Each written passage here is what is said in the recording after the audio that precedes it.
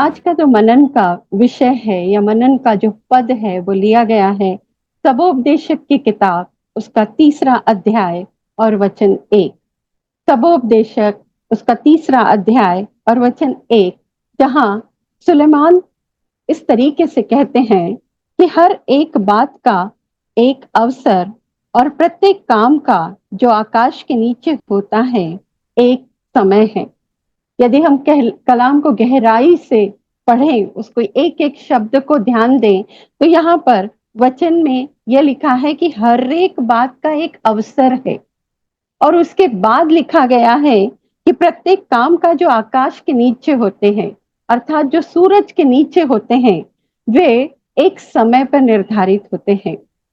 और यहाँ पर हमें ये मनन करना है कि अवसर को समय के पहले क्यों लिखा गया है। क्यों सुलेमान बादशाह कहते हैं कि समय तो हर चीज का है, परंतु वहां पर कहते हैं, पहले वो कहते हैं हर एक बात का एक अवसर है, और उसके बाद समय की बात होती है। और आगे पूरा लिखा गया है कि जैसे जन्म का समय है, मृत्यु का समय है, हर एक चीज का, कटनी का, बोने का समय, हर चीज के समय के बारे में वर्णन किया गया है। चुप रहने का समय है, बोलने का समय है, हर चीज का, फाड़ने का समय भी लिखा हुआ है और सीने का समय भी लिखा हुआ है। समय के बारे में बहुत कुछ लिखा हुआ है यहाँ पर आज हमारा सब्जेक्ट जो है, मनन का विषय जो है, वो समय नहीं है। हमारा मनन का जो विषय है वो है अवसर। पौलुस भी कहते हैं कि अवसर को बहुमूल्य जाने, क्योंकि दिन बुरे हैं। अब यहाँ पर सुलेमान बादशाह ने बड़ी एक गहरी बात लिखी हुई है कि हर चीज का एक अवसर है, और उसके बाद वो कहते हैं कि हर एक चीज का एक समय है। तो आज हम मनन करेंगे कि बाइबल के जो भविष्यवक्ता या बाइबल के जो परमेश्वर के प्रिय लोगों के बारे में जो वर्णन लिखे हुए हैं, उसमें इन लोगों ने किस तरीके से समय से पहले अवसर को ग्रैब किया है और अवसर को तलाश लिया है और उसका लाभ उठा लिया गया है। तो आज का मेरे विषय जो शीर्षक है, अवसर का लाभ उठाइए। अवसर को झपट लीजिए, अवसर को जाने मत दीजिए। समय पे सब कुछ होता है, किंतु जो अवसर मिला है उस अवसर को बहुमूल्य जानिए, उस अवसर को ठुकराइए मत, उस अवसर को गवाइए मत, उस अवसर का उचित उपयोग कर लीजिए, क्योंकि अवसर जो है बहुमूल्य है। समय पे सारी चीजें होगी, परंतु जो अवसर दिया गया है उसमें हम उन चीजों से भी बढ़कर चीजें कर सकते हैं, उन चीजों से भी बढ़कर हम लाभ उठा सकते हैं जिनके विषय में समय के बारे में दिया गया है। अर्थात समय पे सारी चीजें पूरी होगी, पर समय के पहले में अवसर भी दिया गया है। तो सबसे पहले हम चलते हैं उत्पत्ति में। उत्पत्ति में एक व्यक्ति है जिसके विषय में लिखा गया है कि वह परमेश्वर के साथ साथ चलता है। उस परमेश्वर के साथ साथ चलता था और वह उठा लिया गया। आपने ठीक पहचाना, यह उत्पत्ति उसका 5 अध्याय और उसके 24वें वचन में इसका वर्णन है। और उसका नाम क्या है? उसका नाम है हनोक। चलिए हम उत्पत्ति में चलते हैं, और उत्पत्ति उसका 5 अध्याय में जब हम पढ़ते हैं तो वहां पर कुछ इस प्रकार से लिखा हुआ है। उत्पत्ति उसका 5 अध्याय और उसका वचन 24, जहां पर कुछ इस प्रकार से लिखा गया है कि हनोक परमेश्वर के साथ साथ चलता था, फिर वह लोप हो गया क्योंकि परमेश्वर ने उसे उठा लिया। अब ये घटना उत्पत्ति में हुई है। आप मेरे साथ चलेंगे पहला थिस्सलुनीकियों उसका 4था अध्याय और उसका 17वां पद। इसी को जोड़ते हुए आप पहले थिस्सलुनीकियों उसका 4था अध्याय और वचन 17 में जब जाते हैं तो वहां पर क्या लिखा है? प्रभु यीशु मसीह के दूसरे आगमन के बारे में लिखा हुआ है। और वहां पर वचन हमको बताता है, पौलुस हमको समझाते हैं कि हम प्रभु यीशु मसीह के समय दोबारा आने तक यदि हम जीवित पाए जाते हैं तब क्या होगा। क्या लिखा है? तब हम जो जीवित और बचे रहेंगे उसके साथ बादलों पर उठा लिए जाएंगे कि हवा में प्रभु से मिले, और इस रीति से हम प्रभु के साथ सदा रहेंगे। ये वचन कहता है ये पूरा होना बाकी है। प्रभु यीशु मसीह का दोबारा बादलों पे आना होना बाकी है। पर हनोक जो परमेश्वर के साथ साथ चलता था, निश्चित ही परमेश्वर हर बात उसे कहते थे। आप याद करिए अब्राहम को, जब परमेश्वर ने ठाना कि सदोम और अमोरा को नाश कर दिया जाए, तब परमेश्वर ने खुद सोचा कि क्या ये बात को मैं अपने मित्र, अपने विश्वास के पिता अब्राहम से छुपा रखूं। तो आपको क्या लगता है, यहाँ पर परमेश्वर के साथ साथ जब हनोक चलता था, उसकी क्वालिटी लिखी हुई है कि वह सदैव परमेश्वर के साथ साथ चलता था और वह लोप हो गया क्योंकि परमेश्वर ने उसे उठा लिया। क्या किया हनोक ने? समय के लिए इंतजार नहीं किया उसने, उसने अवसर को बहुमूल्य जाना। उसे पता था कि परमेश्वर एक दिन अपने बेटे को भेजेंगे आपके लिए, मेरे लिए, जो सूली पर चढ़ाया जाएगा, जो बड़ा दुख उठाएगा, वो कोड़े खाएगा ताकि हमें चंगाई मिले, उसके लहू से हम छुटकारा पाएंगे, और उसके बाद वह मर जाएगा, उसे गाड़ा जाएगा, तीसरे दिन वह मृतकों में से फिर जी उठेगा, और उसके बाद में वह पिता के दाहिनी ओर बैठा गया।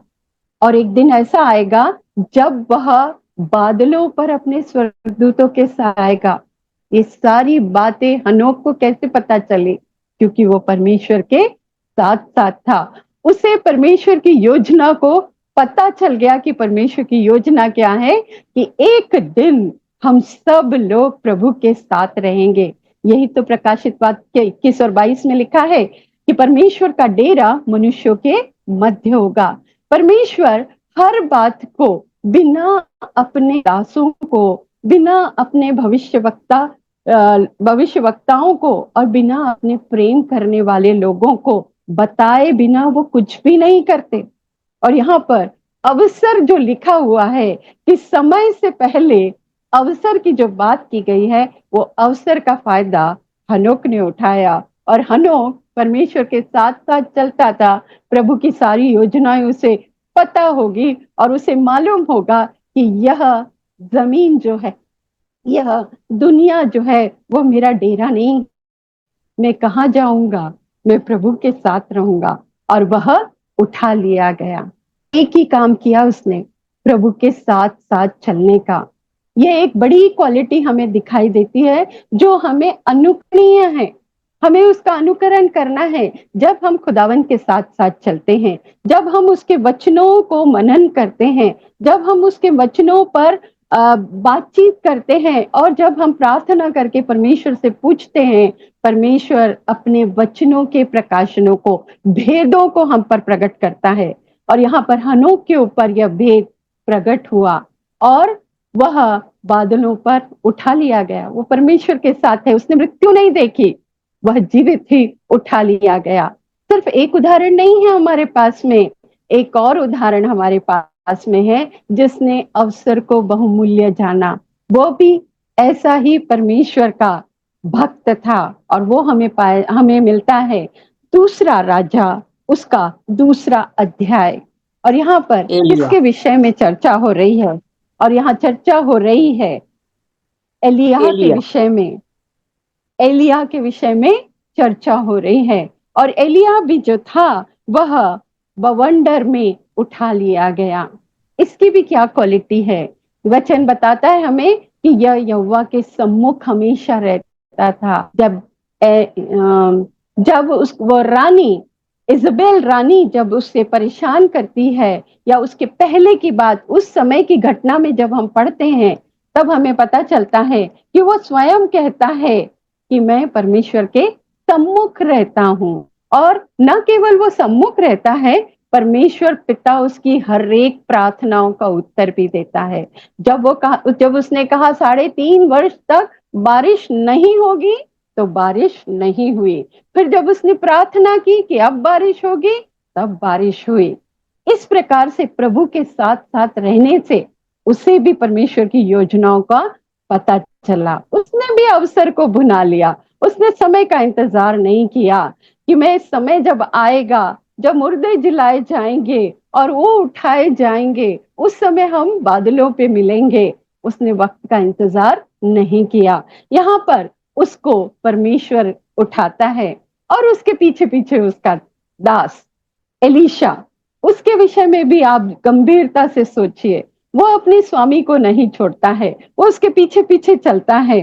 सबसे पहले वो गिलगाल से निकलते हैं, एलीशा उसके पीछे पीछे जाता है। उसके बाद में वो बेतेल तक जाते हैं, वहां भी एलीशा उसके पीछे पीछे जाता है। वह कहता है, एलिया कहता है, एलीशा तुम मत आओ, परमेश्वर ने मुझे कहा कि तुम बेतेल को जाओ, गिलगाल से बेतेल को जाओ, तू यहाँ रुक जा। वो कहता है नहीं, मैं तो आपके साथ चलूंगा। उसके बाद वो कहता है कि बेतेल में बोलता है एलीशा को कि आप रुक जाओ यहाँ पर, मुझे परमेश्वर बता रहे हैं कि मुझे यरीहो जाना है। पर एलीशा मानने वाला नहीं था। उसने क्या किया, वह तुरंत उसके पीछे पीछे चलता है। और ऐसे समय पर एलिया के जो 6 लोग थे, वो लोग एलीशा को बताते हैं, तुझे पता है तेरे स्वामी को आज बादलों पे उठा लिया जाने वाला है। और वो कहता है, मुझे सब पता है, तुम चुप रहो। और वो किसी की बात नहीं मानता है और वो उसके पीछे पीछे चलता है। जब बेतेल से निकलता है तो वो यरीहो जाता है। इस समय भी एलिया कहता है, एलीशा तुम मत आओ मेरे पीछे पीछे। पर वह रुकने का नाम नहीं लेता है। वह उसके पीछे पीछे चलता है और यरीहो पहुंचता है। यरीहो में भी उसके जो दास लोग रहते हैं, वो उसे कहते हैं कि तुझे पता है तेरे स्वामी को आज उठा लिया जाने वाला है। वो कहता है, मुझे पता है, तुम चुप रहो। पर वो अपने स्वामी को पीछे जाना नहीं छोड़ता। कितने लोगों को पता था कि एलियाह आज परमेश्वर के पास में ऊपर उठा लिया जाने वाला है, परंतु कौन पीछे चला, सिर्फ एलीशा। और न केवल वो एक स्थान पे पीछे चला, वो एक स्थान से दूसरे स्थान अर्थात गिलगाल से निकल के वो बेतेल तक पहुंचा। बेतेल से निकलते वो यरीहो पहुंचा। अब यरीहो में भी एलिया उससे कहता है, एलीशा तुम यहाँ रुक जाओ। तो वो बोलता है, नहीं, मैं आपके पीछे पीछे आऊंगा। और वो यरदन तक आता है। आप स्मरण करिए, जितनी मम्मी लोग हैं, यदि बच्चे उनके पीछे पीछे आए, यदि मम्मा किचन में जा रही तो बच्चे किचन में जाए, मम्मा बेडरूम में जा रही तो बच्चे बेडरूम में जाए, तो मम्मा और या पापा कौन सा सवाल करते हैं, भाई तुझे क्या चाहिए, क्यों पीछे पीछे आ रहा है या आ रही है। अपने बच्चों से हम यही पूछते ना। ठीक यही प्रश्न एलिया ने पूछा, तुझे क्या चाहिए, क्यों तू पीछे पीछे पीछे पीछे आ रहा है। इतने लोग हैं, 50 लोग हैं, हर शहर में उसके चेले थे, शिष्य थे, पर कोई उसके पीछे नहीं आ रहा था। एलीशा पीछे पीछे जा रहा था। और एलीशा को पता था कि मेरा जो आशीष है वो मेरे स्वामी से ही मुझे प्राप्त होंगे। और उसने मन में ठान के रखा था कि स्वामी कब उससे ये प्रश्न करता है कि तुझे क्या चाहिए, और वो उस चीज को मांग ले। और पता है उसने क्या मांगा, जैसे एलिया ने पूछा तुझे क्या चाहिए, वो कहता है, मुझे तेरा अभिषेक से दुगना अभिषेक चाहिए। हालेलुया, प्रभु का धन्यवाद हो, उसने वह अवसर को बहुमूल्य जाना। परमेश्वर बहुत महान है, अपने बच्चों को बताए बिना कुछ नहीं करते। इसीलिए हमें परमेश्वर के साथ साथ चलें, ताकि हम समय होने तक न रुके, परंतु समय के पहले जो अवसर है उसका लाभ हमें उठा लिए। इसलिए तो सबसे बुद्धिमान राजा सुलेमान राजा, उसने क्या लिखा है, सबसे पहले लिखा है कि हर एक बात का एक अवसर है, और प्रत्येक काम का जो आकाश के नीचे होता है उसका समय होता है। तो क्या आप समय होने तक रुकेंगे? नहीं रुकिए, क्योंकि खुदावन अपने कलाम में अपने दिल को निकाल के रख दिया है। उसने हमारे कल को लिखा है, हमारे आज को लिखा है, हमारे आने वाले कल के बारे में लिखा हुआ है। सब चीज अपने अपने कलाम में अपना दिल खोल के रख दिया है। उसने सारी योजनाओं को आपके सामने दिया है। शर्त क्या है? आप उसके साथ साथ चलिए जैसे हनोक, आप उसके पीछे पीछे चलिए जैसे एलीशा जा रहा है एलिय्याह के पीछे पीछे। और अंत में क्या हुआ, एलिय्याह बादलों पर उठा लिए। पर उसने एक शर्त रखी है, पता है क्या शर्त रखी? कि जब मुझे बादलों पे उठाया जाएगा तब तू मुझे देखता रहना। अब बादलों पे किस तरह उठाया गया, यदि आप अध्ययन करेंगे तो वहां पर कुछ ऐसा लिखा है कि अग्निमय रथ आए और एक बड़ा बवंडर आया। आप सोचिए कि यदि तेज हवा चलती है तो हमारी आंखें बंद होने लगती हैं, परंतु एलिशा के लिए शर्त क्या थी? तुझे एलिया को देखते रहना है। किसी भी चीज के लिए हमारी एक कसौटी हमारे सामने होती है। जब हम उस कसौटी को पार करते हैं तो हमें दुगनी आशीष मिलती है। एलीशा ने भी जब एलिय्याह बवंडर अग्निमय रथों पर बिठाकर जब उसे ऊपर लेके जाया जा रहा था, तब वह आंखें खुली रखकर एलिय्याह की ओर देख रहा था। और जैसे उसने देखा कि अब तक एलीशा, एली ने क्या देखा? अब तक एलीशा वही खड़ा है यरदन के पास में जहां से एलिया को उठा लिया जा रहा है। तब उसने क्या किया? रथ पे बैठने के बाद उसने अपना शॉल, अपनी चादर एलिशा के ऊपर डाल दी। और यहाँ पर वो अभिषेक जो एलिया के पास था, उसका दुगना अभिषेक जो एलिशा ने मांगा था, उसने अवसर को बहुमूल्य जाना और खुद के लिए एलिया से भी ज्यादा अभिषेक को मांग लिया, दुगने अभिषेक को। और आपको पता है कि एलिशा जो था वह चादर तो ले लिया उसने, उसके बाद वो टेस्ट करने जाते हैं कि सच में मेरे ऊपर अभिषेक आया है या नहीं आया है। परख के देखो यहोवा कैसा भला है, चख के देखो यहोवा कैसा भला है। और उसने अपने वायदे के अनुसार जो एलिया के ऊपर अभिषेक था, उसका दुगना अभिषेक एलिशा पे दिया। क्यों? क्योंकि जैसे ही वो यरदन पार करने लगा, जो एलिया ने चादर फेंकी थी, उसने चादर को गोल घुमटा और वो नदी के ऊपर मारता है और नदी दो भागों में विभाजित हो जाती है। यहाँ पर उसने अपना टेस्ट किया कि क्या मुझे वह अभिषेक मिला है कि नहीं मिला है, तो मैंने मांगा है कि नहीं, वो मुझे मिला है या नहीं मिला है। वो अपने जो गुरु है उसके द्वारा दी गई आशीष को भी टेस्ट करता है। परंतु दो बातें यहाँ पर हमको देखने के लिए मिलती है। हनोक के विषय में हमने देखा कि वह परमेश्वर के साथ साथ चलता था। जैसे ही हमने देखा कि एलिया के पीछे एलीशा पीछे पीछे चलता है, उसे सारी योजना पता है क्योंकि उसका स्वामी, उसका गुरु वह आगे आगे चल रहा है और उसने अपने गुरु का पीछा करना नहीं छोड़ा। बार बार गुरु कहता है कि तू जा, तू जा, परंतु वह नहीं जाता है। कहां से चलता है वो? यदि आप नक्शे में देखेंगे, इजराइल के नक्शे आप देखेंगे और किलोमीटर से आप गिनेंगे तो आपको पता चलेगा कितनी दूर तक एलीशा एलिया के पीछे पीछे चलता है। पहले वह गिलगाल से निकला है, उसके बाद बेतेल को जाता है, वहां से वो यरीहो को जाता है और उसके बाद यरदन पे आता है। और हर बार उसको रोकने वाले मिलते हैं, हर बार उसके साथी लोग जो शिष्य थे एलिया के, वो सारे लोग मिले और वो कहते हैं कि ये तो उठा लिए जाने वाला है, उसको बताते हैं, सारी बातें उसको पता रहती है। पर वो अपने स्वामी का पीछा करना नहीं छोड़ता क्योंकि उसको समय पे नहीं चाहिए था, उसको अवसर का बहुमूल्य होने के बाद में वो अवसर को ग्रैब कर ले चाहता था, अवसर को झपट लेना चाहता था। बाइबल में बहुत सारी आशीषें हैं जो भविष्य काल के लिए रखी हुई हैं, परंतु यदि हम उस सब चीजों को जान लें तो हम उन आशीषों को आज ही झपट के हम अपने लिए कर सकते हैं। यहाँ पर वचन यही सिखाता है। अब ये पुराने नियम की बातें हैं, पर जब हम प्रभु यीशु मसीह नए नियम में आते हैं तो वहां पर यूहन्ना रचित सुसमाचार दूसरे अध्याय में काना के विवाह का एक घटना लिखी हुई, और इस घटना को हम बखूबी जानते हैं।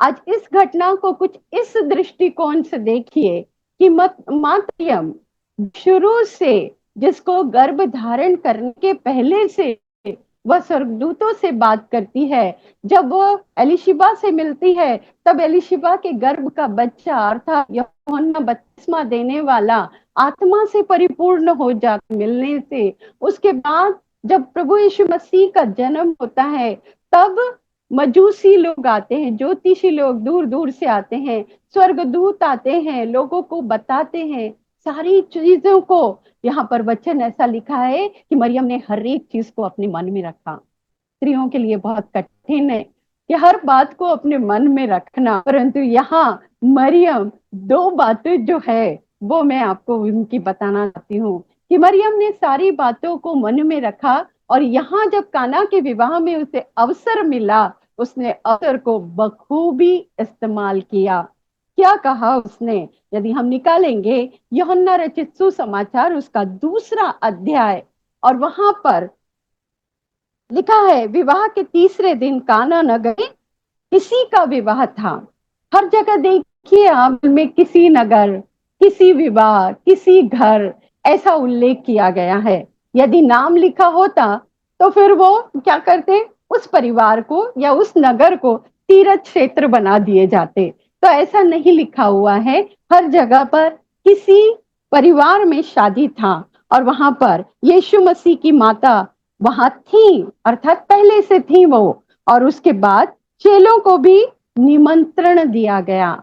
इसलिए हम हर विवाह में जब जाते हैं तो हम पहली प्रार्थना ये करते हैं कि यीशु मसीह हमारे घर में होने वाले विवाह में आप आमंत्रित हैं, आप यहाँ हाजिर रहिए, आपकी हुजूरी हमें सारी कमतरताओं से बाहर निकालकर हमें क्या करेगी, परिपूर्णता में लाएगी। हमारी शर्मिंदगी जो है, कमी घटी है, उसको पूरी करके वह क्या करेगी, हमारे लिए एक भरपूरी लेकर आएगी। इसलिए हम प्रभु यीशु मसीह को सबसे पहले आमंत्रित करते हैं, और यहाँ काना के विवाह में भी यही लिखा गया है, यीशु मसीह और उनके चेलों को आमंत्रित किया गया।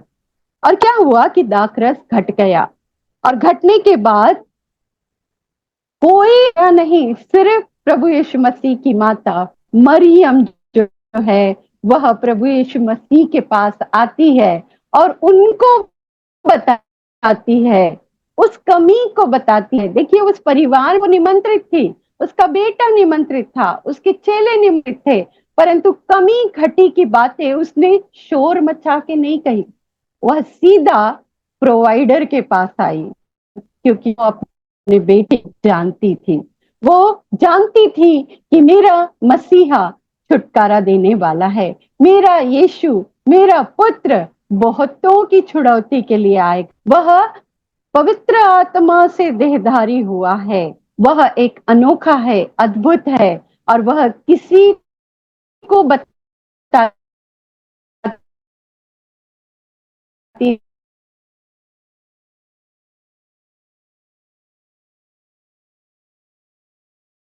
नहीं, बचपन का बहुत बड़ा यह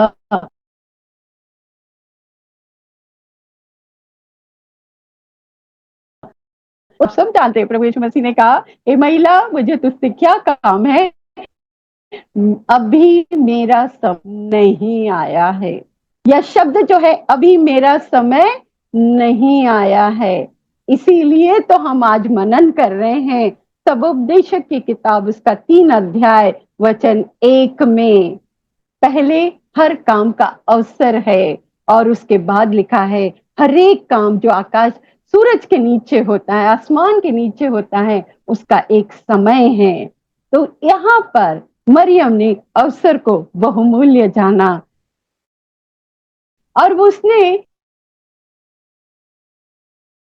एक बहुत सुंदर सा संदेश हमारे लिए, तो हम मसीह से कभी दूर नहीं होंगे, ना ही हमारे ऊपर कोई कमी घटी आएगी। वह संदेश क्या था, जो कुछ वह तुमसे कहे वही करना, जो कुछ वह तुमसे कहे, अर्थात प्रभु यीशु मसीह तुमसे जो कुछ भी कहते हैं वही करना।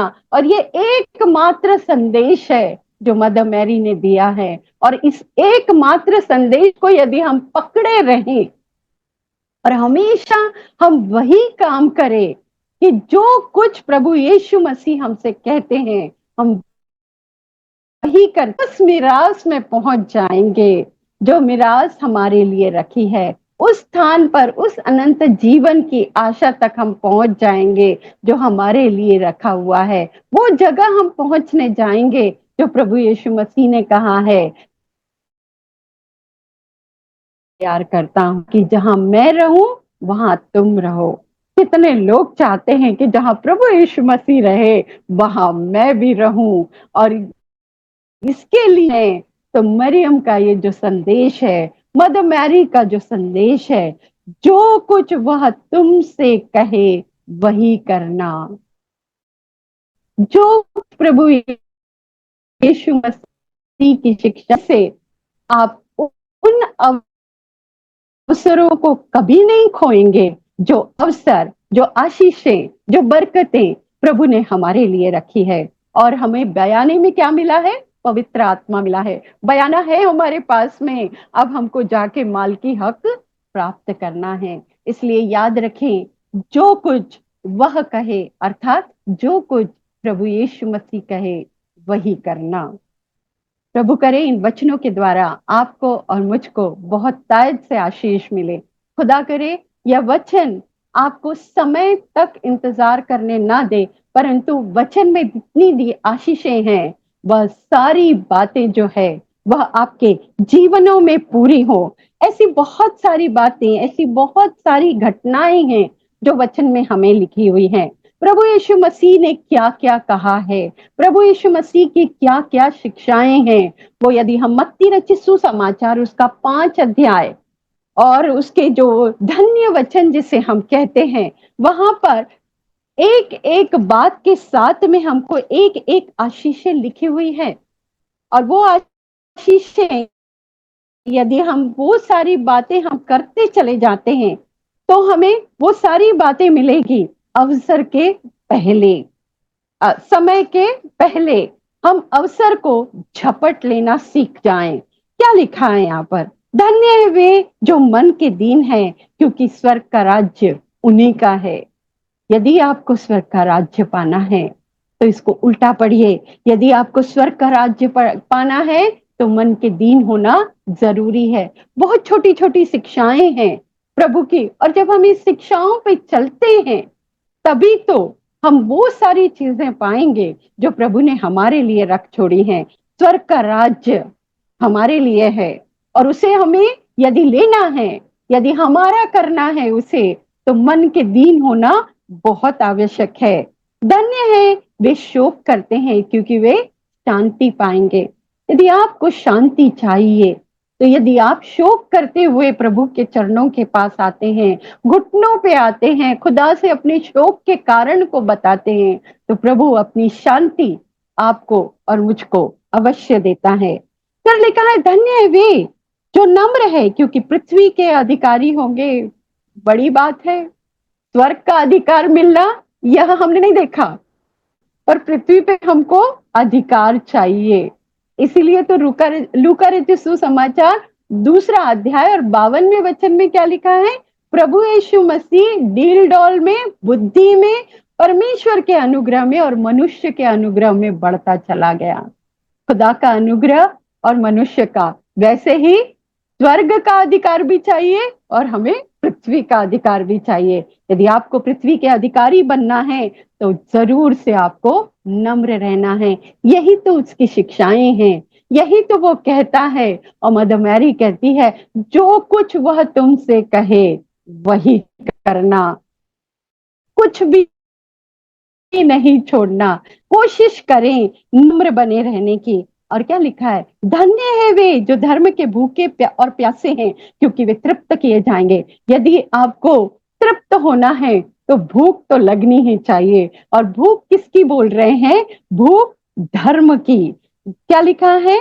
जो धर्म के भूखे और प्यासे हैं वे ही तृप्त किए जाएंगे। और बचपन से जो मेरा एक वचन, फेवरेट वचन है, वो मैं आपके साथ शेयर करना चाहती हूँ। मत्ती रचित सुसमाचार उसका 6वां अध्याय और उसका 33वां वचन। मुझे ये वचन बहुत पसंद है और ये वचन को लेकर कहती हूँ कि प्रभु आपने कहा ना, इसीलिए पहले तुम परमेश्वर के राज्य और उसके धर्म की खोज करो, तो ये सब वस्तुएं तुम्हें मिल जाएगी। ये कुंजी है। इस कुंजी के द्वारा आप अवसर को भुना सकते हैं, अवसर को ग्रैब कर सकते हैं। समय के इंतजार के लिए मत रुकिए। बोने का समय आएगा तब बोएंगे, क्योंकि वचन कहता है सुबह भी बो, दोपहर को भी बो, रात को भी बो। इसलिए रुकिए मत, अवसर को बहुमूल्य जानिए, अवसर को ग्रैब कर लीजिए, अवसर को झपट लीजिए, ताकि खुदावन की आशीषें जो रखी हुई हैं वो तुम्हें आज ही मिल जाए। खुदा करे इन वचनों के द्वारा आपको बहुत तायत से आशीष मिले। और ये वचन जो मदर मैरी ने हमें, जो कुछ वह तुमसे कहे वही करना, अपने लिए गांठ बांध लीजिए, वह करने की कोशिश करिए, तो आप जरूर आशीष पाएंगे। परमेश्वर आपको और मुझे बहुत तायत से आशीष दे। जय मसीह की।